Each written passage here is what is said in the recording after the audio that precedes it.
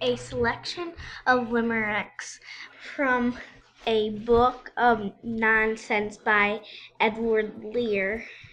Recording by Zoe Shenlin. Carly Wiggins. And Leaf Shinneman. There was an old man who supposed that the street door was partly closed, but some very large rats ate his coat and his hats, while that betrayal old gentleman dozed. There was an old man of the Isles, whose face was pervaded with smiles. He sang "Hi dum diddle" and played on the fiddle, that amiable man of the Isles. There was an old person of Tartary who divided his jugular artery, but he screeched to his wife, and she said, "Oh, my life! Your death will be felt by all Tartary." There was an old person of Prague who was suddenly seized with the plague, but they gave him some butter, which caused him to mutter, and cured that old person of Prague. There was an old man of Peru, who watched his wife making a stew. But once by mistake in a stove she did bake, that unfortunate man of Peru. There was an old man of Leghorn, the smallest that ever was born, but quickly snapped up he was once by a puppy, who devoured that old man of Leghorn. There was an old man of Hague whose ideas were excessively vague. He built a balloon to examine the moon. That deluded old man of Hague. There was a young lady of Turkey who wept when the weather was murky. When the day turned out fine, she ceased to repine, that capricious young lady of Turkey. There was a young lady of Norway who casually sat in a doorway. When the door squeezed her flat, she exclaimed, "What of that?" This courageous young lady of Norway. There was a young lady whose nose was so long that it reached to her toes. She hired an old lady whose conduct was steady to carry that wonderful nose. There was an old man of Quebec. A beetle ran over his neck, but he cried with a needle, "I'll slay you, old beetle," that angry old man of Quebec. There was a young lady of Poole whose soup was excessively cool, so she put it to boil by the aid of some oil. That ingenious young lady of Poole. There was a young lady of Parma whose conduct grew calmer and calmer. When they said, "Are you dumb?"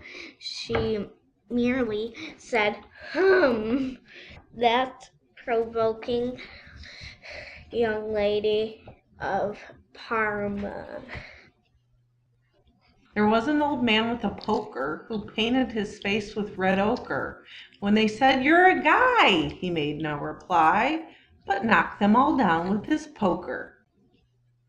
There was an old person of Sparta who had 25 sons and 1 daughter. He fed them all snails and weighed them in scales. That wonderful person of Sparta. There was an old man on whose nose most birds of the air could repose, but they all flew away at the closing of day, which relieved that old man and his nose. There was an old man of the north who fell into a basin of broth, but a laudable cook fished him out with a hook, which saved that old man of the north. There was an old person of Tring who embellished his nose with a ring. He gazed at the moon every evening in June, that ecstatic old person of Tring. There was an old man of Aosta who possessed a large cow, but he lost her. But they said, "Don't you see she has run up a tree, you invidious old man of Aosta?" There was an old man from Nile who sharpened his nails with a file till he cut off his thumbs and said calmly, "This comes of sharpening one's nails with a file."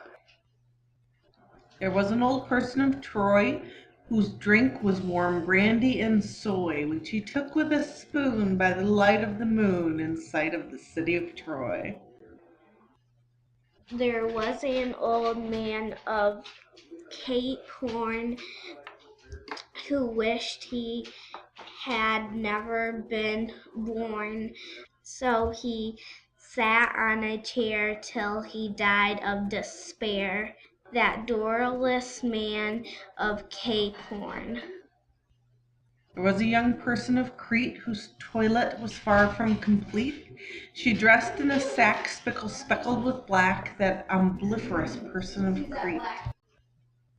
There was an old man of Abruzzi, so blind that he couldn't his foot see.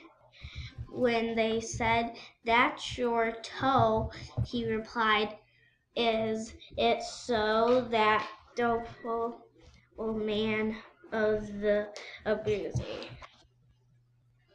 There was an old person of Mold who shrank from sensations of cold, so he purchased some muffs, some furs, and some fluffs, and wrapped himself well from the cold. There was an old person of Cromer who stood on one leg to read Homer. When he found he grew stiff, he jumped over the cliff, which concluded that person of Cromer. There was a young lady of Clare who was madly pursued by a bear. When she found she was tired, she abruptly expired, that unfortunate lady of Clare. There was an old man of Calcutta who perpetually ate bread and butter, till a great bit of muffin on which he was stuffing choked that horrid old man of Calcutta. End of selections from A Book of Nonsense by Edward Lear.